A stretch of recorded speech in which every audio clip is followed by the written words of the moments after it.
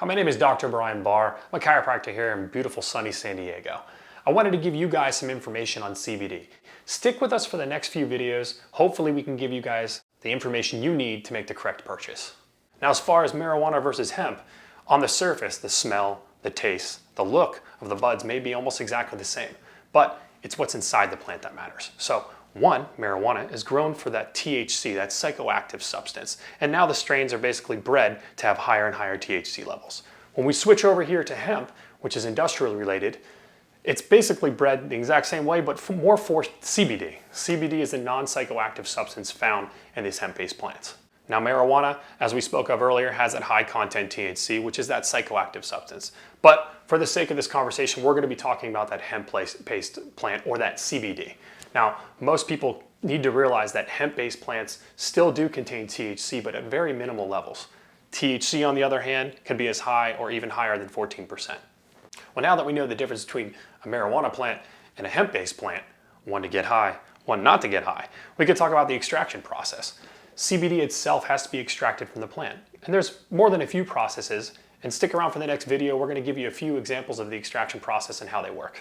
So if you guys are still following us, previously we talked about the difference between hemp and marijuana, and we got to the point where we were talking about how the extraction occurs for CBD. So we're going to go over 4 extractions. We're not by any means limiting to this, the only 4 extraction methods for CBD, but we wanted to give you 4 examples, why they're good, why they're bad, and why they're used as the industry standard.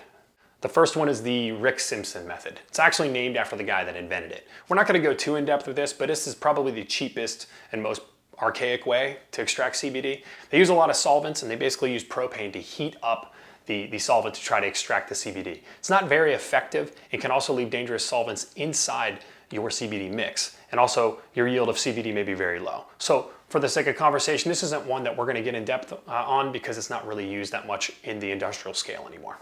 The next is carrier oil extraction. So what they do with carrier oil extraction is they basically heat the plant for a certain amount of time to a certain temperature to activate some of the chemicals inside the plant. Then they add what they collected from that plant into an oil substance, whether it be something like olive oil. And that helps draw the cannabinoids out of the plant into this oil. Now, although this is an affordable way to extract CBD, it's not very effective. It also can make the oil itself perishable. So most of these companies has to add additives to it so that the actual oil itself does not become bad. And if you are getting CBD oil extracted this way, it can't be concentrated either. So one plus is that you're not going to get the contaminants that some of the other ones previously spoken about, but the negative is it's not very effective and doesn't have a high yield of CBD. The next one we want to talk about is alcohol extraction. Typically they use ethanol or ethyl alcohol in this extraction process. It's no different than some of the other solvent processes that we talked about as far as soaking the plant matter in there, using the alcohol to basically pull out some of those cannabinoids from the plant. But it's the process that they use afterwards. This can be done cold or hot. Hot, they'll actually boil off the alcohol, and alcohol has a higher boiling point, which can actually destroy some of the plant matter and actually give you a lower yield on your CBD product. Then we look at the actual filtration process. The only problem is with that, which is a cold press method, actually draws out some of that chlorophyll from the plant as well, which can also ruin the end game product. The last one we want to talk about is CO2 extraction. CO2 is carbon dioxide.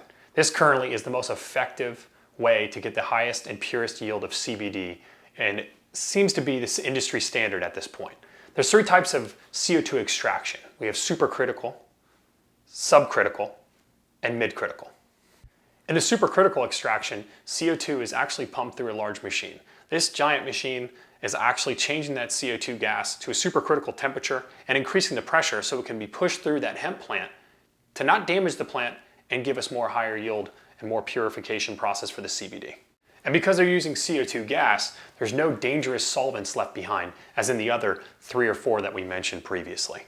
And subcritical and midcritical process is relatively the same, but is a little bit more gentler. It doesn't pull out some of those products or actual stuff that the companies may not want to use. You'll see this more often in your full spectrum hemp-based CBD products. Now remember, supercritical extraction right now, as it states, seems to be the industry standard and is the best way to actually extract pure CBD from hemp-based products. So you ask, which method is the best? Well, previously stated, CO2 extraction is obviously probably the most commonly used and currently the safest on the market. Supercritical extraction decreases the chance of you having any contaminants inside your CBD and also increases a higher, purer CBD yield. And now that we've talked about the extraction methods, let's talk about the different types of CBD you get after the extraction method occurs. So we have full spectrum, broad spectrum, and isolate. The first one we want to talk about is full spectrum. Full spectrum, think of full benefit of the plant. So we're going to have other cannabinoids in there and other terpenes as well. Nothing else but the full benefits and everything that plant has to offer. The next one is broad spectrum. So we had full spectrum, the full benefits of the plant, right? Now we're at broad spectrum. We brought it in a little bit. Now we may not have all the cannabinoids and all the terpenes involved in that oil that you're buying. Last but not least, we have CBD isolate. Think of isolate as isolation. That whole entire process, they did everything they could to isolate just the CBD from the plant, so the only thing that you're getting is pure CBD. A lot of people have been asking us, how do you know what's in your CBD? Well, that's a really good question.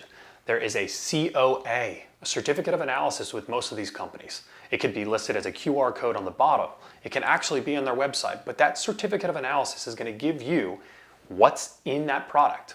Not only that, it's a third-party lab test. So you can actually go ahead and search that lab test. It'll have the name of the company up on there, the batch number, and exactly the actual stuff that's inside the bottle that you bought. Follow us in our upcoming videos so you, the consumer, can learn how to read a COA or a certificate of analysis, because you need to know what's in the product you're buying.